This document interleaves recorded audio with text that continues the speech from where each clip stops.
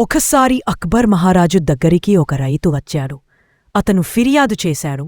మహారాజా, నిన్న రాత్రి నా ఇంట్లో చోరీ జరిగింది. నా స్నేహితుడు నా ఇంట్లో ఉండిపోయాడు, కాని అతనికో అనుమానముంది. అక్బర్ బీరబల్ను పిలిచి ఆ కేసు విచారణ బాధ్యత అప్పగించాడు. బీరబల్ ఇద్దరినీ పిలిపించి ఇలా అన్నాడు: మీ ఇంట్లో ఉన్న దేవుడి విగ్రహం మంచి శక్తిమంతమైనది.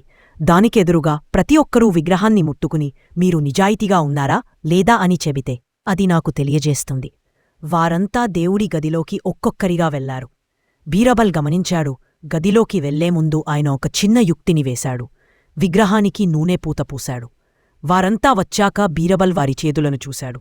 ఒక్క వ్యక్తి చేతికి మాత్రము నూనె అంట్లేదు. బీరబల్ తక్షణమే చెప్పాడు: ఇపనే దొంగ, ఎందుకంటే ఈయనకు నేరం చేసినట్లు అనుమానముంది. విగ్రహాన్ని అసలే తాకలేదు, అందుకే చేతికి నూనె అంట్లేదు.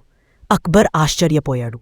రైతు సంతోషంతో బీరబల్కు కృతజ్ఞతలు చెప్పాడు. నీతి: అంతర్లీనమైన భయాన్ని చాకచక్యంగా గుర్తించగలిగితే నిజం ఎప్పుడూ బయటపడుతుంది.